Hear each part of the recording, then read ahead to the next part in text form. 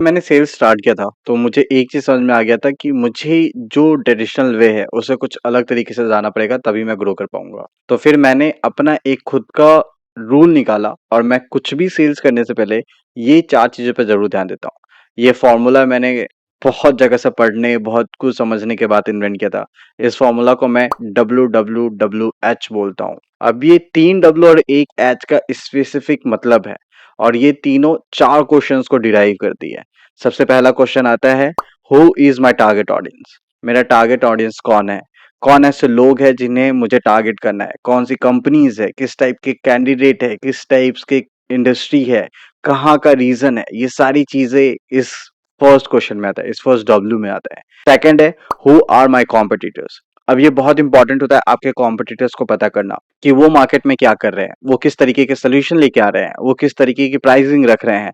और आपके कॉम्पिटिटर के बारे में आपको जितना ज्यादा नॉलेज रहेगा, आप अपने प्रोडक्ट के बारे में उतना ज्यादा ही अच्छे से जान पाएंगे।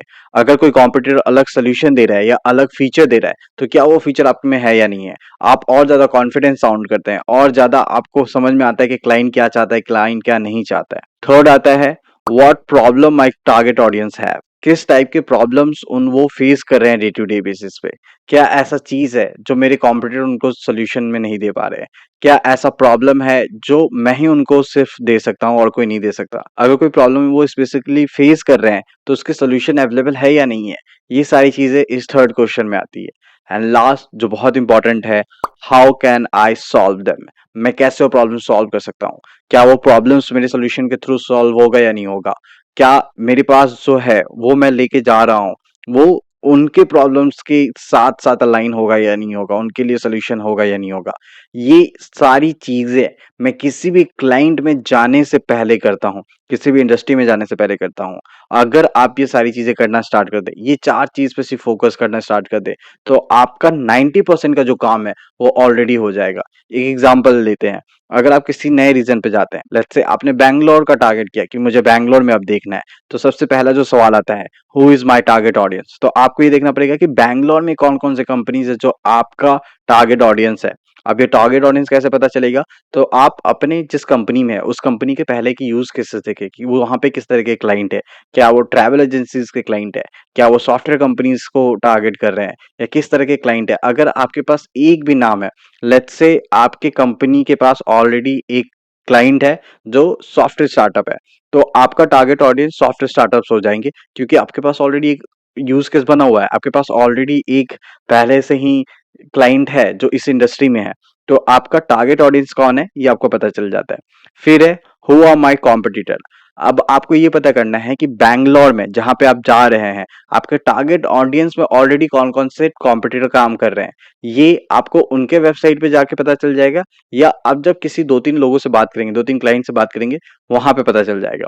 सबसे बेस्ट है कि आपके कॉम्पिटिटर के वेबसाइट में अगर पता चल गया तो ये सबसे बेस्ट होता है, क्योंकि आप उन क्लाइंट्स को टारगेट कर सकते हैं, उन पर्सन को टारगेट कर सकते हैं, क्योंकि या तो वो परेशान होंगे या तो खुश होंगे। अगर परेशान होंगे आपके कॉम्पिटिटर से तो आपको इजी एंट्री मिल सकती है, अगर खुश होंगे तो आपको ये पता चल जाएगा कि क्या चीजें हैं उस सॉफ्टवेयर में जो उनको खुश रख रही है, क्या ऐसा चीज है जो आप में नहीं है या आपको डेवलप करवानी है फ्यूचर में, तो ये आपको पता चल जाएगा। थर्ड आता है, what problem my target audience है। अब ये आपको पता सिर्फ और सिर्फ इस तरीके से चलेगा कि आप जब अपने टारगेट ऑडियंस से बात कर रहे हैं बैंगलोर में, अगर आप बात करेंगे उनसे, उनको कॉल करेंगे, तो आपको समझ में आ जाएगा। या फिर आपके कंपनीज का जो यूज केस है, आप जिस कंपनी में काम कर रहे हो वहां पे ऑलरेडी यूज केस बने होंगे, उनको पता होगा कि उन्होंने पहले जो क्लाइंट्स उनके क्या प्रॉब्लम सॉल्व किए हैं, तो वहां से आपको पता चल जाएगा।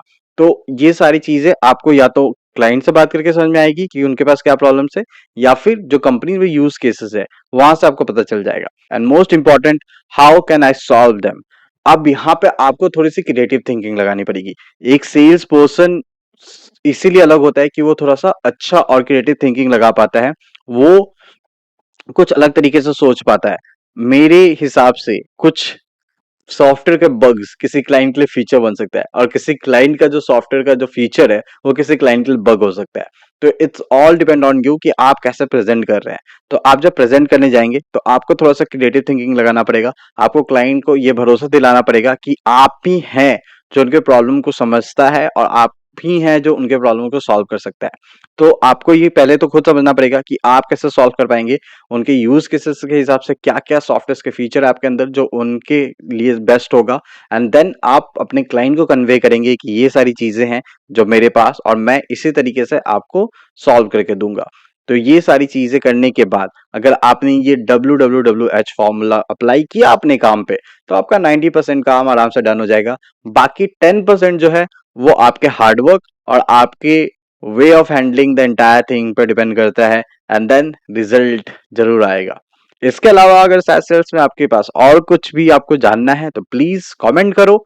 चैनल को सब्सक्राइब नहीं कर रहे हो आप लोग, पता नहीं क्यों नहीं कर रहे हो। मैं इतनी अच्छी अच्छी कंटेंट बनाने की कोशिश कर रहा हूँ फिर भी आप नहीं कर रहे हो, तो प्लीज चैनल को सब्सक्राइब कर लेना। Take care, bye bye, see you in next video.